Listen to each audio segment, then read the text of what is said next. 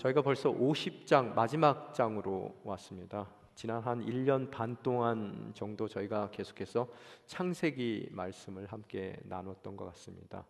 뭐든 시작하면 끝이 있죠. 아마 다음 주가 저희가 창세기 말씀의 마지막 주일이 될 것 같습니다. 오늘 읽으신 본문 말씀 가운데서도 결국 야곱의 유언, 그 다음에 야곱의 죽음, 또 그의 장래에 대한 그런 성경의 증거를 여러분이 읽으셨습니다. 이 시점 가운데서 여러분이 한 가지 돌이켜 보셔야 될 것이, 야곱이라는 사람이 참 성경에서는 중요한 인물이구나라고 생각을 해보실 수 있을 것 같아요.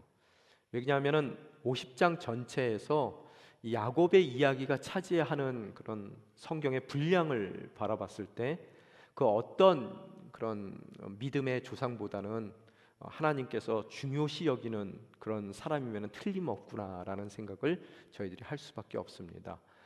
창세기 27장서부터 시작된 이 야곱의 이야기가 50장까지 그의 마지막 장래의 모습을 통해서 마무리되더라는 거예요. 거의 절반에 해당되는 그런 창세기의 내용이 야곱과 직간접적으로 연결되어 있는 그런 하나님의 증거로 여러분이 바라보실 수가 있게 됩니다.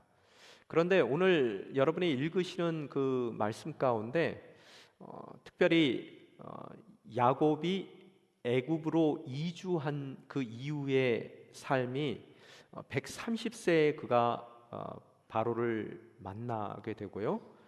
그 후에 자신의 죽음을 직감하고 성경에 보면은 47장 28절에 보면은 야곱은 이집트에서 17년을 살았습니다. 야곱의 나이가 147세입니다. 였습니다라고 표현이 되어 있는 거 보면은 17년 동안 그가 애굽에서의 삶을 살아가는데, 그 17년 마지막 그의 애굽에서의 인생에 대해서 그리 많은 것들을 성경은 이야기하고 있지 않더라는 거예요. 어떻게 보면은 그의 인생 가운데 마지막 13년은 너무나 조용했던 13년이고요. 또 그가 특별한 일들을 하지 않은 그런 17년의 세월이었던 것 같습니다. 그러면은 그런 그의 그 17년의 세월을 성경은 한 2장 정도에 걸쳐서 표현을 하고 있는데, 그가 한 일들을 바라봤을 때는 특별히 말도 없었어요. 항상 그런 말이 많았던 사람이거든요.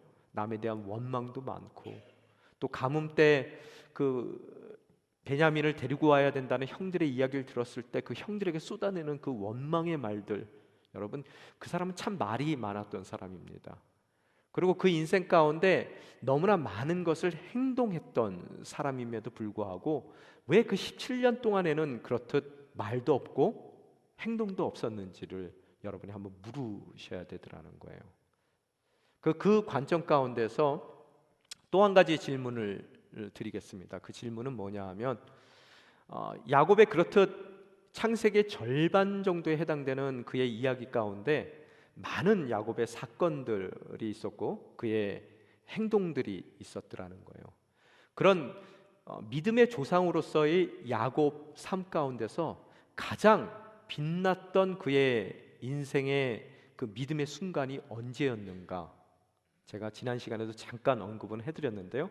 여러분이 그렇듯 중요한, 성경에서 중요한, 하나님이 보시기에 굉장히 중요시 여기는 야곱의 삶 가운데 가장 믿음의 순간으로 빛이 나는 그 순간이 언제였을까?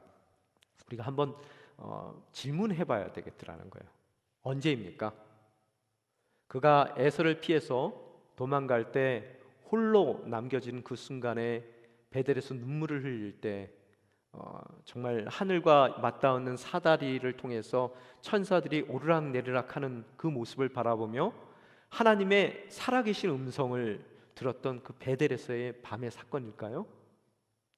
아니면은 그가 라반, 자신의 장인이기도 하지만 또 외삼촌이기도 한 라반이 자기를 죽이려고 쫓아오는 그 순간, 가족들을 데리고 도망하는 그 두려움의 순간에 길르앗 산지에서 라반을 찾아와 그에게 옳고 그름, 야곱에 대한 옳고 그름을 따지지 말라, 그를 놔두라는 하나님의 그 놀라운 사건이 일어났었던 그런 길르앗 산지에서의 사건일까요? 아니면 에서를 다시 대면할 수밖에 없는 그런 순간 가운데 잠을 못 이루고 있는 야곱에게 천사의 군대의 두 진영을 보여주셨던 마하나임에서의 그 환상의 사건일까요? 아니면은 그 에서를 당장 만나야 되는 그 당일, 그 전날 밤 야복강 강가에서 브니엘이라고 부르죠. 하나님의 얼굴이라는 뜻입니다. 그 브니엘에서의 그런 하나님과의 씨름 가운데 이제는 더 이상 너의 이름을 야곱이라 하지 말고 이스라엘이라고 하라라는 하나님의 그 음성을 들었던 바로 그날이 그 인생 가운데서 가장 멋진 믿음의 날이었을까요? 여러분, 사지선답니다. 선택해 보세요. 언제겠어요? 여러분, 성경은 그 어떤 날도 아니라고 이야기하고 있습니다. 우리가 보통 믿음의 장이라고 이야기하는 히브리서 11장에 보면은 그 많은 사건을 경험한 야곱의 인생 가운데서 가장 그의 인생의 대표적인 믿음의 사건을 오늘 히브리서 11장 21절에서 이야기하고 있습니다. 한번 함께 읽겠습니다. 시작. 믿음으로 야곱은 죽을 때 요셉의 아들들을 각각 축복했으며 자기 지팡이 머리에 몸을 기대어 하나님께 경배했습니다. 베델의 사건도 아니고요, 길르앗의 사건도 아닌 마하나임의 사건도 아니고 브니엘에서의 사건도 아닌 바로 오늘 이 믿음으로 자기가 죽어갔을 때 요셉의 아들들을 축복했고 자기 지팡이 머리에 몸을 기대어 하나님을 경배했을 때 가장 그의 인생 가운데 빛나는 믿음이었다라고, 그 믿음의 장에서 우리의 믿음의 조상들만 골라내서 또 그들 인생 가운데서도 가장 멋진 믿음의 모습을 우리에게 믿음의 예표로 보여주는 믿음의 그 장의 히브리서 저자는 그의 모습을 바로 그 시절로 이야기를 하고 있더라는 거예요.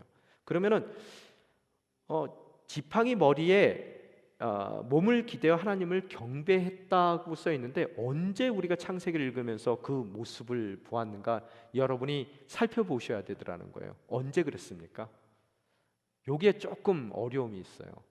왜냐하면은 이 지팡이라는 단어로 번역됐던 그 단어가 이 히브리 말로는 지팡이의 머리라는 단어가 로하마타라는 단어예요. 로하마타. 그런데 이 동일한 단어가 또한 가리키고 있는 그런 다른 단어가 있는데 그것은 로하미타라는 단어예요. 로하마타, 로하미타. 그래서 지팡이의 머리라고 해당되는 것은 로하마타라는 단어고, 이 로하미타라는 단어가 있는데 이 모음 하나 차이죠. 그 단어가 가리키는 것은 침대의 머리를 뜻하고 있습니다. 그래서 여러분이 아시는 바와 같이 히브리 원래 그 언어에는 모음이 없습니다. 모음을 찍어 넣지 않아요. 그래서 그들이 어떠한 모음이 그 자음에 사용되는지는 구전을 통해서 알 수밖에 없는 그런 언어입니다. 그래서 사실 성경에 쓰였을 때는 로하마타나 로하미타나 같은 자음으로 써 있더라는 거예요. 그래서 성경에서 우리가 번역할 때 그것을 지팡이의 머리로 번역하기도 하고 침대의 머리로 번역하기도 하더라는 거예요. 그래서 오늘 그러면 침대의 머리가 될 수 있고 그 머리에 침대 머리에 기대해서 하나님을 경배했던 사건이 언제 있습니까? 또한 그 사건과 함께 일어났던 것이 요셉의 아들들을 축복했었던 야곱의 모습인데, 여러분이 다시 한번 47장 29절로 돌아가면은 다음과 같이 써 있습니다. 29절서부터 31절까지 저희들이 함께 읽겠습니다. 이스라엘이 죽을 때가 가까이 오자 자기 아들 요셉을 불러 말했습니다. 내가 내게 호의를 베풀고자 한다면 내 손을 내 허벅지 사이에 넣고 나를 애정과 신실함으로 대해 나를 이집트에 묻지 않겠다고 맹세하여라. 내가 내 조상들과 함께 눕거든 너는 나를 이집트에서 메고 올라가 조상들의 무덤 곁에 묻어주기를 바란다. 요셉이 말했습니다. 제가 아버지께서 말씀하신 대로 하겠습니다. 야곱이 말했습니다. 내게 맹세하여라. 요셉이 야곱에게 맹세했습니다. 그리고 이스라엘은 침대 머리에 엎드려 경배했습니다. 바로 자신의 죽음을 직감한 야곱이 그 아들 요셉을 불러 마지막 유언으로, 그 아들로 하여금 그 유언의 모든 내용들이 이행될 수 있도록 맹세를 시켰던 바로 그 순간, 이 사건 이후의 직후에 요셉의 아들들에게 손을 교차하여 그 축복을 하는 야곱의 모습을 바라볼 수 있는데, 바로 이 유언의 사건 가운데 맹세한 그 아들을 바라보며 이제는 가눌 수 없는 몸을 침대 머리에 지대고 하나님을 경배했던 야곱의 모습이 그 많은 야곱의 사건 가운데서 가장 하나님이 귀히 여기는 믿음의 사건이었다는 것을 우리들이 바라볼 수 있게 되더라는 거예요. 무슨 얘기인지 이해가 되셨습니까? 그런데 왜 이 사건이 그의 17년의 애굽 생활 가운데서 가장 유일한, 어떻게 보면은 자기 자녀들을 축복한 내용과 17년 동안 한 것이라고는, 또한 이 유언의 말씀을 성경에도 보면 3번 번복해서 얘기합니다. 17년 동안 아마 3번 이상 얘기를 했을 거예요. 성경은 3번만 기술하지, 이 요셉만 눈만 마주치면은 내가 죽으면은 절대로 너는 나를 이 애굽 땅에 묻으면 안 된다. 우리 조상들이 묻혀 있는 막벨라 동굴, 바로 거기에 나를 묻어야 된다라고 이야기하는 것이 그의 17년간의 가장 중심되는 삶이었더라는 거예요. 그러면 여기서 여러분이 한 가지 질문을 하셔야 돼요. 이게 야곱다운 얘기냐는 거예요. 그 17년 동안 그가 잠자코 있고 아무 일도 안 하는 것이 야곱다운 일인가를 여러분이 물으셔야 됩니다. 그동안의 야곱의 삶을 돌이켜봤을 때 그는 태어날 때서부터 투쟁적으로 살던 사람이에요. 모든 문제를 자기가 해결하려고 그랬던 사람입니다. 물론 하나님의 예언이 있었어요. 훗날 뒤에 오는 자가 앞에 있는 자가 뒤에 있는 자를 섬길 거라는 그런 예언을 받았기 때문에 하나님의 그런 뜻과 꿈을 이루어드리기 위해서 자신이 할 수 있는 모든 것을 다 했던 사람이에요. 또 자기가 인생을 살면서 평생 원했던 것, 내 인생 가운데 내가 정말로 귀히 여겼던 그것들을 얻기 위해서는 그 어떠한 수단 방법도 가리지 않고 그것을 꼭 얻고야만 했던, 말았던 그런 행동적인 사람이었더라는 거예요. 그래서 태어날 때서부터 차자의 입장 가운데 놓이게 된 그가 직감적으로 뱃속에서 장자가 먼저 못 나가도록 발목을 잡았어요. 그래서 태어날 때 그 장자의 발목을, 에서의 발목을 잡은 상태에서 태어났기 때문에 야코프라는 그런 이름을, 힐 그래퍼, 그 뒤꿈치를 잡는 자라는 뜻의 야곱이라는 이름을 그가 얻게 되더라는 거예요. 태어날 때서부터 아주 투쟁적으로 자기가 원하는 것을 얻고자 했던 사람이에요. 또한 태어나서 자라면서도 하나님께서 분명히 먼저 된 자가 나중 된 자를 섬긴다라고 말씀해 주셨음에도 불구하고 하나님의 때를 기다리지 못했던 사람입니다. 또한 하나님의 방법이 자기 마음에 합하지 못했던 사람이에요.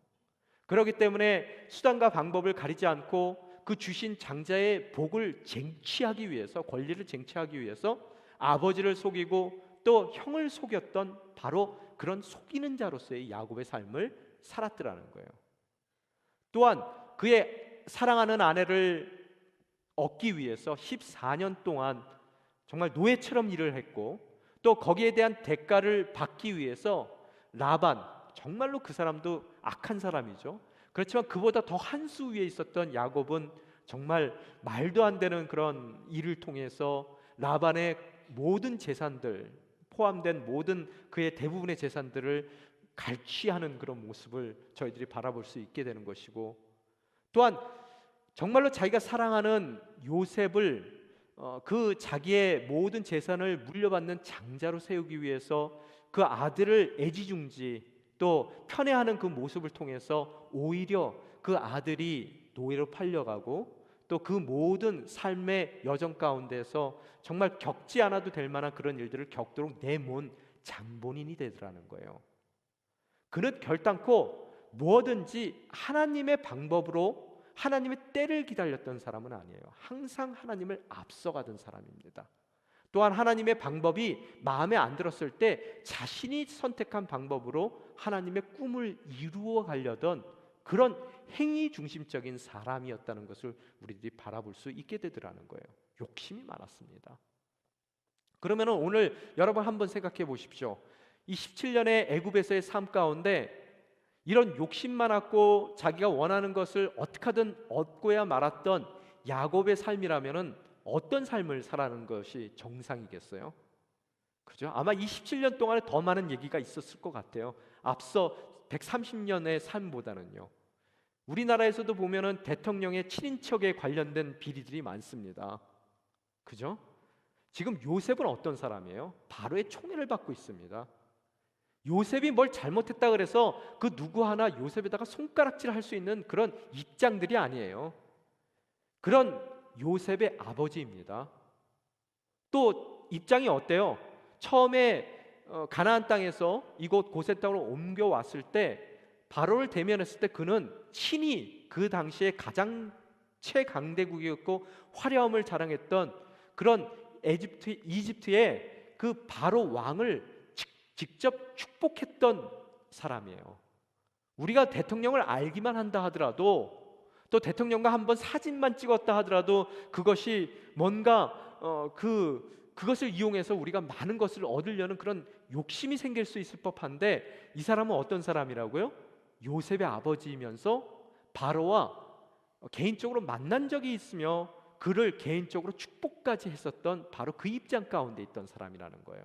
얼마든지 이곳에서 자기가 원하는 치부를 하기 위해서 만약에 그가 움직였다면은 라반 때보다 또 에서 때보다 더 많은 그런 움켜짐이 있었을 법한 많은 일들이 벌어질 수 있었던 그런 시기일 수 있다는 거예요. 이해가 되셨습니까? 그런데 아무 일이 없어요. 그럼 여러분이 그러실 거예요. 아유, 벌써 목사님 130살이나 넘었는데 기운이 있어야 그런 일도 하는 거 아닙니까? 그때는 젊었을 때고 이때는 나이 들 때예요. 이제 뭐 죽음도 준비해 나가야 될 때고 그럴 때인데 뭘 그렇게 움켜쥐는 삶을 살겠습니까? 정말입니까? 우리들의 삶을 돌이켜 봤을 때 많은 경우 젊어서 욕심이 있었던 분이 나이 든다 그래서 그 욕심이 덜해지는 건 아니에요. 더 움켜집니다. 젊었을 때 잘 나누는 사람들이 나이 들어서 잘 나눠요. 오늘 그런 나이 들었기 때문에 기운이 없어서 못 나눈다. 그러면 차라리 기운이 없어서 못 나누는 형편이라면요, 제가 아는 야곱이라면은 막벨라 동굴은 여러분 버려진 후미진 땅입니다. 별 볼 일 없는 곳이에요. 거기에다가 자기를 장사시켜달라고 그것도 자기의 허벅지 사이에 손을 놓고 맹세를 시키고 얼굴 볼 때마다 그 얘기를 하는 그런 유언을 남기겠습니까? 야, 그래도 아들 잘만 덕택에 나도 한번 죽어서는 호강해보자. 굉장히 규모 있는 그런 바로에 버금가는 그런 피라미드나 하나 주어줘라. 그리고 여러분 같으면은 야곱 입장에서 어디에 장사해달라고 유언하시겠어요? 그래도 가족들이 잘 찾아올 수 있는 근거리에 있는 곳에 여러분의 무덤을 멋지게 만들어 놓고 시간이 날 때마다 때가 될 때마다 꽃을 헌화하고 와서 잔디라도 깎고 풀이라도 뽑을 수 있는 그런 근거리에 있는 곳에 내 무덤을 좀 만들어 달라라고 부탁하는 것이 야곱다운 부탁임에도 불구하고 그 흠이진 곳에, 그 먼 곳에 한번 묻어놓으면 이제 찾아가기도 400년 동안 못 찾아갑니다. 그런 곳에 자기의 시신을 장사해달라고 17년 동안 자식 얼굴들만 보면은 유언하는 그 유언의 모습, 그 유언 가운데서 아들로 하여금 맹세케 하고 그 맹세를 들었을 때 하나님께 자기의 더 이상 이제 움직이지 못하는 그 몸을 침대에 기대고 하나님께 경배했던 그의 모습이 하나님 보시기에 가장 그 인생 가운데 빛나는 믿음의 모습이었다는 것을 우리는 오늘 본문을 통해서 바라볼 수 있게 되더라는 거예요. 갑자기 왜 바뀌었을까요? 그러면요, 중요한 문제가 거기 있습니다. 이전에는 하나님이 주신 그 말씀 자체, 언약 자체 알긴 알아요. 그런데 하나님의 때를 기다리는 거 그거 효율적이지 못합니다. 그 말씀으로 세상도 하루 만에 즉각적으로 창조하시는 분이 뭔 그렇게 시간 뜸을 들이고 그러십니까? Right now, 당장. 하나님 때가 잘못됐어요. 또한 하나님의 방법은 정말로 노예로 팔려가는 방법이고, 거기서 또 누명을 쓰고 감옥에 가는 방법이라면, 또 내가 어려움을 당해서 광야를 돌 수밖에 없는 방법이라면 그것은 비효율적인 방법입니다. 하나님 그 방법이 틀렸어요. 모든 곡식단이 절을 하는 그런 꿈이라면은 절을 받을 만한 방법을 쓰셔야죠. 아마 그것이 야곱의 마음이었던 것 같아요. 그래서 그는 하나님의 방법이 잘못됐다라고 생각하고, 또 하나님의 때가 잘못됐다라고 생각했기 때문에 늘 하나님을 앞질러가고 자신의 방법으로 하나님의 꿈과 비전을 이루어드리기 위해 자신의 할 수 있는 모든 것을 다 투쟁적으로 이루어 나갔던 그런 삶을 살았던 것 같아요. 그런데 보니까 바로 앞에서 그 130년의 그러한 삶을 돌이켜 봤을 때 그는 뭐라고 회고합니까? 험악했다, 고단했다라고 고백을 하더라는 거예요. 우리도 또한 여러분이 깨달아야 될 것이 뭐냐면, 우리 또한 하나님의 때, 하나님의 방법이 잘못됐다라고 생각하는 경우가 많아요. 그래서 우리 또한 야곱과 같이 우리가 하나님을 앞질러 가는 것을 통해서 하나님의 언약을 이루고자 하는 유혹이 우리 삶 가운데도 있더라는 거예요. 여러분과 제가 꼭 알아두셔야 될 것은, 그런 복의 근원으로서 언약의 성취를 이루어드리는 그런 하나님의 자녀된 삶은 제가 하나님을 앞질러 가는 것으로서 쟁취되는 것이 아니라는 거예요. 그는 오히려 그러한 삶을 통해서 에서에게 쫓기기 시작합니다. 또한 그는 그러한 삶을 앞서가는 자신의 문제를 해결하려는 그의 삶을 통해서 라반에게 쫓깁니다. 늘 두려움 가운데 있었고요, 또한 뭔가 일이 풀려졌을 때는 하나님과의 언약, 또 하나님이 나의 삶 가운데서 인도하신다는 것도 잊어버리고 베델로 돌아가는 그의 서약을 잊어버리고 삽니다.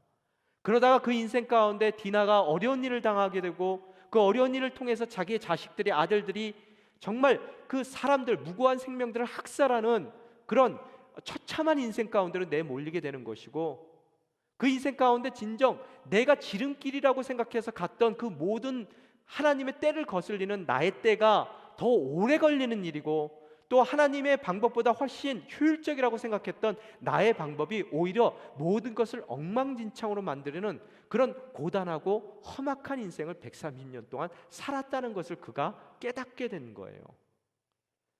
언제요? 요셉을 다시 만나는 그 순간에요.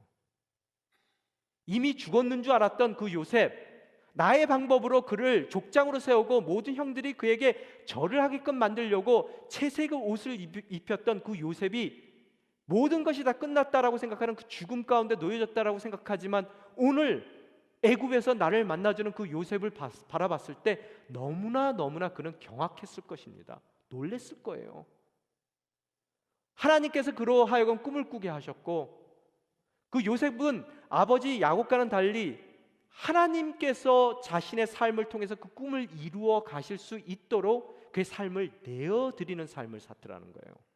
노예로 팔려갈 때 그 노예에서 벗어나려 하지 않았습니다. 오히려 그 노예의 입장 가운데서 자신이 할 수 있는 것이 무엇인지를 찾아 최선을 다하는 형통한 삶을 살았더라는 거예요. 하나님께서 하실 거라는 그런 믿음 가운데 하나님만을 바라보며 자신이 주어진 상황이 하나님이 주신 하나님의 방법임을 깨닫고 그 가운데 최선을 다한 삶을 살더라는 거예요.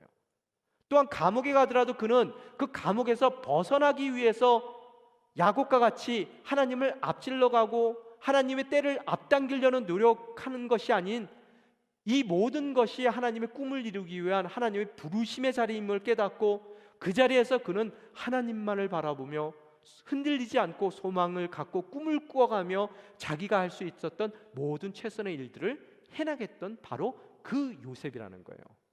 요셉은 꿈을 이루는데 17년 걸렸습니다. 그 시간을 앞당기려고 노력하고 자기의 방법을 사용했던 야곱은 130년을 돌아갑니다. 바로 요셉을, 총리 대신이 돼서 내 앞에 서 있는 그 요셉을 바라보는 그 순간 자신의 그 130년의 세월이 잘못된 세월이고, 그 오히려 130년의 세월이 낭비되었던 것이 나의 방법을 앞세웠고 나의 행위를 통해서 하나님의 때가 아닌 나의 때에 그 모든 것을 이루려는 나 중심적인 그의 자신의 모습을 발견하게 됐을 거라는 거예요. 오늘 여러분의 모습은 어떻습니까? 캐나다 땅 가운데서 여러분에게 주신 꿈을 여러분이 발견하고 이 땅 가운데 오셨습니다. 그런데 하나님의 방법이 마음에 안 드세요? 그래서 내 방법을 좀 사용해야 되겠습니까? 또 하나님의 더디 허락하시는 그 때가 너무너무 더디기 때문에 지금 당장 그 모든 일들을 이루어야 되는 것이 나에게 주어진 사명이라 생각하시며 그 때를 앞당기기 위해서 모든 할 수 있는 행위들과 그 모든 방법, 수단, 방법 가리지 않는 야곱으로서의 삶을 지금 여러분이 살고 계시냐는 거예요. 오늘 야곱이 요셉을 만났을 때 경악함 가운데서 그가 발견한 그 진리를 우리 또한 우리의 삶 가운데 발견하실 수 있어야 되더라는 거예요. 여러분, 요셉은 누구의 예표입니까? 예수님의 예표예요. 여러분 인생 가운데 정말로 죽으신 예수님이라고 생각했고 그 십자가 가운데서 모든 것이 끝났을 거라고 생각했던 그 예수님이 부활하셔서 이제 온 세상의 만유의 주님으로서 우리 삶 가운데 대면해 주시는 그 대면을 여러분이 경험하기만 한다면은 그동안의 여러분의 130년의 삶이 경악스럽게 여러분이 느껴지는 그 험악하고 고단한 삶이었다는 것을 깨닫게 되시는 것이고, 그 예수님의 그 십자가의 모든 길 가운데 순종하며 가셨던 그분의 모습을 통해서 우리 또한 하나님이 불러주신 그 꿈을 하나님의 방법으로 이루시도록 우리의 삶을 드리는 것이 가장 언약을 받은 언약자로서 그 언약의 성취를 이루어 나가는 우리의 삶 가운데 올바른 태도라는 것을 배울 수 있는 그 17년의 애굽에서의 삶이 시작될 수 있다는 것을 오늘 본문 말씀을 통해서 여러분이 깨달으실 수 있어야 되더라는 거예요. 우리가 딛고 있는 땅은 애굽입니다. 그러나 이 애굽에서의 17년의 여러분의 삶이 만약에 여러분이 다시 사신 예수님을, 왕 중의 왕이신 만유의 주님이신 바로 그 예수님을 대면하기만 한다면 여러분의 삶의 태도는 이제 애굽에서의 이스라엘로서의 진정한 이스라엘로서의 17년의 삶, 또한 우리가 그 삶 가운데서 나 또한 이제 요셉과 같이 하나님께 모든 것을 의탁하고 하나님으로 하여금 나의 삶의 모든 꿈과 비전을 이루어 주실 것이라는 것을 믿고 내 삶을 드리는 것으로서 어디에 처하든 그 처한 상황 가운데서 언약만을 바라보며 소망 가운데, 또한 그 소망을 이루실 그 주님만을 바라보며 갈망하는 삶을 살아갈 때 그 모든 것을 이루고야 마시는 하나님의 놀라운 섭리를 깨닫고, 우리 또한 아무런 능력도 없고 힘도 없고 내 인생을 어찌 경영해야 될지 모르는 상황 가운데 비록 여러분이 침대 머리맡에 여러분의 몸을 기대고 여러분이 있는 형편이라 하더라도 하나님을 경배하실 때, 그 하나님만을 바라보시는, 하나님께 영광 돌리는 그 삶을 사실 때 여러분의 그동안의 인생 가운데 가장 믿음으로 빛난다라고 하나님께서 기뻐 받아주시는 그 17년의 삶을 여러분 또한 살아 나아가실 수 있게 되더라는 거예요. 오늘 이 뜻을 이해하십니까?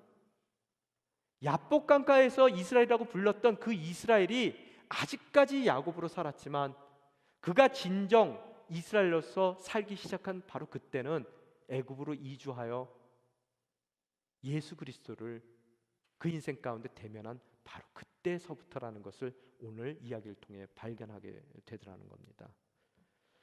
오늘 그런 야곱이 숨을 거둡니다. 33절 한번 읽겠습니다.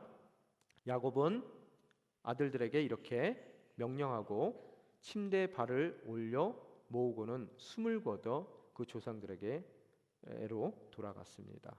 그는 다른 걸 바라지 않았어요. 막벨라 동굴이 뭡니까? 언약의 상징입니다. 아무리 그것이 보잘것없고 버려진 후미진 땅에 작은 동굴이라 하더라도 아브라함은 그 동굴을 소중히 여겼고 모든 믿음의 조상들은 그 동굴만을 바라보는 삶을 살더라는 거예요. 오늘 이 야곱도 동일한 그 믿음의 모습을 바라보며 그의 마지막 호흡을 쉬는 것을 저희들이 발견하게 되더라는 거예요. 너무나 멋진 죽음입니다. 그러고 나서 50장 1절에 보면은 요셉이 어떻다고요? 자기 아버지 얼굴 위로 몸을 숙이고 울면서 입을 맞췄습니다. 슬퍼하는 요셉. 예수님이 나사로의 죽음을 보고도 슬퍼하셨던 것 같은 그런 슬픔의 모습을 바라볼 수 있습니다. 그리고 나서 요셉이 뭐 했습니까? 2절 한번 같이 읽겠습니다. 시작. 요셉이 자기 종들과 의사들에게 명해 자기 아버지 이스라엘의 시신을 향료로 처리하도록 했습니다. 그래서 의사들이 이스라엘을 향료로 처리했습니다. 여기에 향료로 처리하다는 얘기는 미라로 만든다는 뜻이에요. 칼빈 같은 경우에는 그의 주석에서 오늘 이 부분을 굉장히 부정적으로 주의합니다. 아버지의 명령을 정면으로 어긴 일이라고 이야기를 하더라고요. 왜? 미라로 만드는 일이 사실은 이 이집트의 이방 종교의 의식으로서 아마 만들어졌을 것 같아요. 그럼에도 불구하고 왜 그가 이 일을 행했는가? 오늘 여러분이 이 이야기를 통해서 또 주시는 또 그 하나님의 메시지가 무엇일까라고 고민을 해보셔야 되더라는 거예요. 뭡니까? 비본질과 본질이 있더라는 거예요. 여러분 미라로 만들든 뭐로 만들든 그 매장의 방법 자체가 언약과는 관계없더라는 거예요. 뭐가 중요한 겁니까? 막벨라 동굴에 묻히느냐 안 묻히느냐가 중요한 것이지 어떠한 모습으로 거기에 묻히는지는 그것이 비본질적인 이야기라는 것을 이야기하고 있어요. 여러분 보통 보면 장례 문화라는 것은 특별히 그 민족들에게 중요한 겁니다. 오늘 총리로서 아버지의 장례를 치룰 때 많은 그런 조문객들이 이스라엘 사람들이 아닌 애굽 사람들일 거예요. 그들로 하여금 그 슬픔에 동참하고 그 슬픔 가운데서 이 이스라엘 백성들이 바라봐야 될 막벨라 동굴을 그들 또한 바라볼 수 있는 은혜가 주어진다면, 다른 말로 선교적인 관점 가운데 어떻다고요?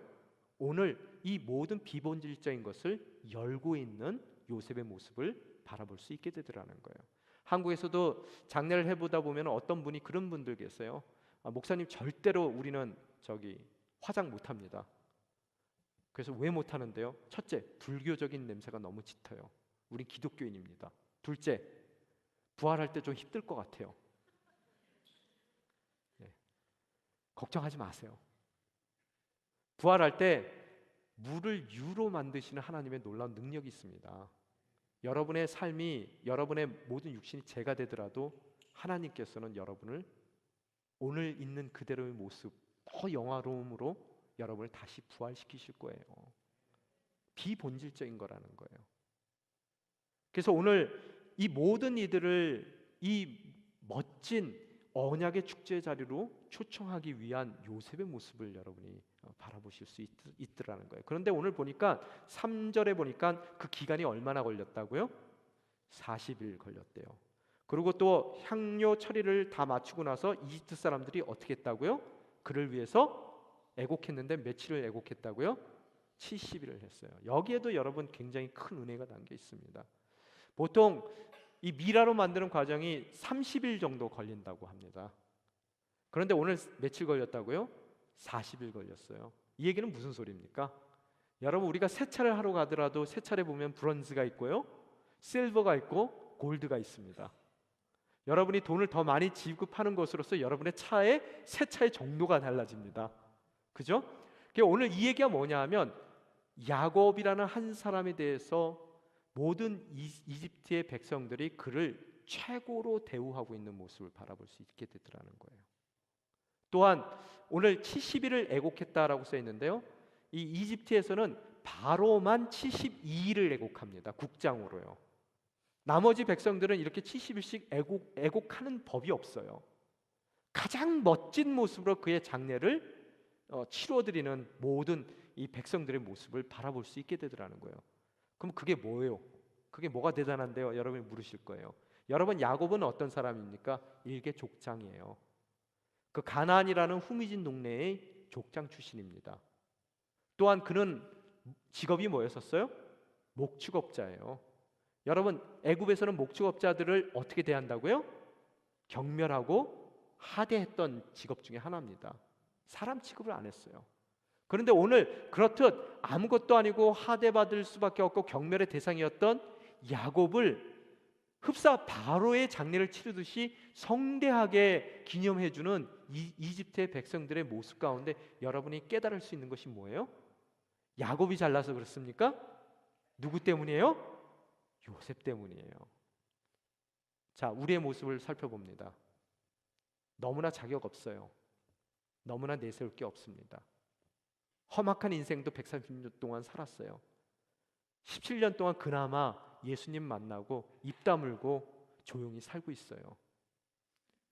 그런 목축업자인 우리들을 세상은 왕같이 여겨줍니다. 왜요? 우리 예수님 때문에. 여러분, 그 은혜가 느껴지십니까? 이 말씀 가운데 이스라엘은 행위적인 사람이었어요.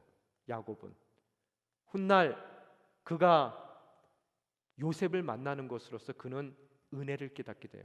내가 아니라 하나님께서 나를 통해 하신다. 오늘 그런 은혜에 속한 이스라엘로서의 그의 마지막의 모습은 세상 사람들이 그 은혜인 요셉을 통한 야곱을 보았기에 야곱이 왕처럼 그들에게 정말 여겨지는 그런 모습을 우리 또한 발견하게 되더라는 거예요. 우리의 인생 또한 동일할 거라는 거예요. 여러분이 예수님만 만나기만 한다면, 그죠? 또한 멋진 야곱의 모습이 또 4절에 보이는데요. 4절 한번 읽겠습니다. 시작. 그를 위한 애도 기간이 끝났을 때 요셉이 바로의 궁에 알렸습니다. 제가 만약 여러분의 은혜를 받고 있다면 저를 위해 바로께 말씀드려 주십시오. 그 말씀의 내용이 뭐냐면 5절에 나온 것 같이 뭐라고요? 내가 죽으면 내가 가나안 땅에 파놓은 무덤에 나를 묻어다오라고 말씀하셨는데 이제 그 말씀의 맹세한 내용들을 지키게 막벨라 굴로 올라가게 해달라고 이야기를 하고 있습니다.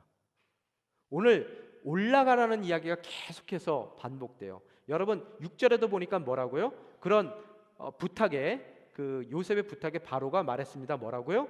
내 아버지가 내게 맹세하게 한 대로 올라가서 내 아버지를 장사 지내도록 하여라.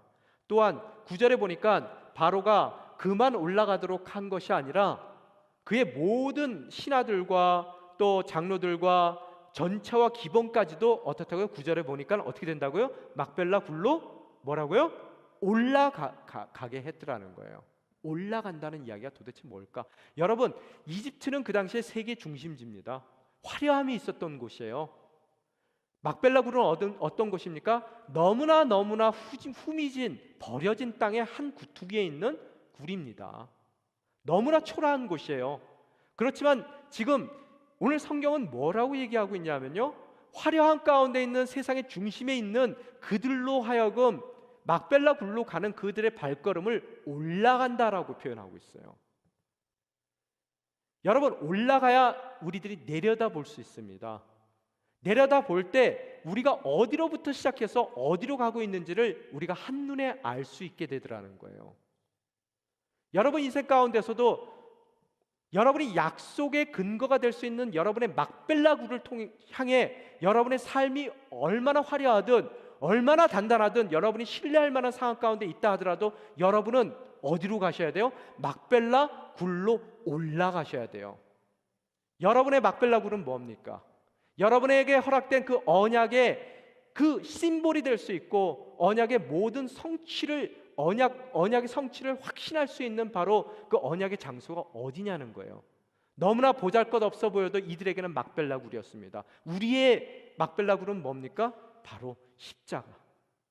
골고다의 언덕이 우리 인생 가운데서의 막벨라 굴임을 여러분이 잊어서는 안 되더라는 거예요. 그곳으로 올라가셔야 돼요. 올라갔을 때 우리는 골고다 언덕 위에서 우리에게 꿈을 허락하신 하나님, 또한 꿈을 이루실 하나님, 그 이루기 위한 하나님의 모든 과정과 인도하심과 우리를 정말 지켜주시는 하나님의 손길과 그분의 때를 우리들이 그 십자가를 통해서 다시 한번 바라볼 수 있게 되더라는 거예요. 때로는 우리가 이 십자가를 바라보며 올라가는 자리로 오늘도 여러분이 주일날 예배에 참석을 하셨습니다. 또 여러분이 살다가 여러분이 그 언약이 이해 안 될 때마다 여러분은 그 기도의 자리, 또 예배 자리, 새벽 예배의 자리로도 나가기도 하고 주중 예배의 자리로도 나가기도 하더라는 거예요. 그 예배의 자리로 나가며 우리는 주님께서 허락하신 그 골고다의 언덕으로 올라가고 있는 우리의 자신들의 모습을 바라볼 수 있게 되더라는 거예요. 그 올라가서 우리의 삶을 다시 내려다볼 때 노예로 팔려온 그 자리가 그 꿈과 멀어진 자리가 아니라는 것을 다시 한번 느끼게 되는 것이고, 또한 감옥에 갇힌 억울한 자리가 그것이 더 그 꿈과 멀어지는 자리가 아닌 하나님이 그분의 꿈을 성취하기 위하여 우리의 삶을 인도하시는 바로 하나님의 섭리의 자림을 깨닫고 우리 또한 17년의 이스라엘로서의 삶을 그 애굽 땅에서 살아낼 수가 있게 되더라는 거예요. 오늘 여러분이 보시면은 한 가지 저희들 깨닫는 게, 그 예배 자리로 가는 것이 우리는 항상 고통스러울 때 가요. 마음이 어려울 때 가더라는 거예요. 여러분이 새벽 예배 가서 무릎을 꿇고 기도할 때 보면은 어려울 때 주님을 찾아가요. 그렇고 그분이 그 모든 문제가 해결되면 어떻게 돼요? 안 와요, 더 이상. 그러나 오늘 성경 가운데서 여러분이 꼭 깨우칠 수 있는 것은 뭐냐면, 화려하고 모든 것이 여러분에게 허락된 모든 꿈과 하나님의 그 비전들이 이루어지는 그 순간에도 여러분은 끊임없이 그 예배 자리로 나아가셔야 된다는 것을 이야기하고 있더라는 거예요. 어려울 때만, 고통스러울 때만 나아가는 것은 나의 노예의 자리가 싫습니다, 나의 이 죄인으로서의 감옥에 갇힌 순간이 싫어요, 하나님 빨리 나를 이 모든 부르심의 자리에서 벗어나게 해주시고 하나님의 때를 기다려야 될 나의 삶 가운데 나의 이 참지 못하는, 인내하지 못하는 나의 시간에 하나님의 모든 시간을 맞춰주십시오라고 여러분이 와서 이야기하는 것밖에 되지 않더라는 거예요. 그건 올라가는 게 아닙니다. 그것은 뭐예요? 내려가는 삶이라는 거예요. 아무리 여러분이 예배 자리에 온다 하더라도 여러분이 야곱의 130년과 같은 삶을 여러분의 기준이 돼서 여러분의 방법으로 여러분의 때를 이루기 위해서 하나님 앞으로 나오는 그런 예배 자리라면 여러분은 내려오신 거예요. 내려오는 사람에게는 하나님의 섭리를 바라볼 수 있는 눈이 없습니다. 그래서 130년을 돌 수밖에 없는 거고요, 잘못된 하나님의 방법, 또 너무나 지체되는 하나님의 때를 기다릴 수 있는 그런 믿음의 인내를 잃게 된다는 거예요. 그래서 130년을 돕니다. 이 시간 여러분에게 말씀드리고 싶습니다. 당부드리고 싶어요. 좋을 때든 힘들 때든 어려울 때든 괴로울 때든 언약을 허락하신 하나님, 그 하나님을 바라보고 또 그분의 언약의 성취를 위한 우리의 막벨라 굴을 여러분 또한 바라보셔야 되겠더라는 거예요.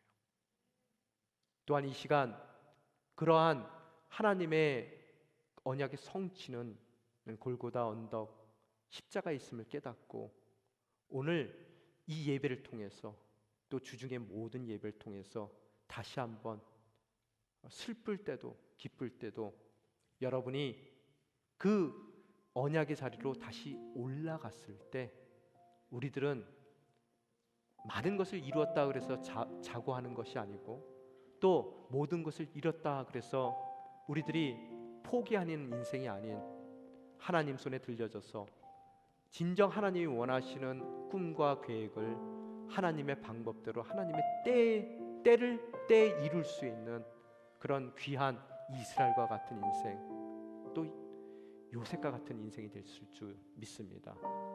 오늘 그러한 언약 중심적인 귀한 공동체가 되기를 주님의 이름으로 다시 한번 축원합니다. 이 시간 기도하며 나아가길 원합니다. 주님, 우리의 인생을 돌이켜 봤을 때 130년의 돌고 도는 야곱의 인생이었습니다. 하나님의 때를 기다리지 못하고 하나님을 앞서가기도 하고 또 하나님의 방법이 저희가 원하는 방법이 아니기에 저희들이 저희 방법으로 그 모든 일을 해결하다 오늘 베델에서 눈물 흘리는 밤을 겪고 있기도 합니다. 길르앗에서 라반을 두려워하며 도망가는 우리의 모습을 발견하기도 합니다.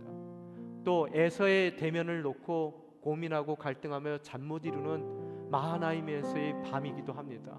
주님, 이 시간 더 이상 야곱으로 사는 것이 아닌 주님의 때를 기다리고 주님의 방법으로 주님께서 원하시는 그 꿈을 성취해 드리기로 원하시는 그런 주님께 드릴 수 있는 이스라엘의 삶이 될 수 있게 도와주시옵소서.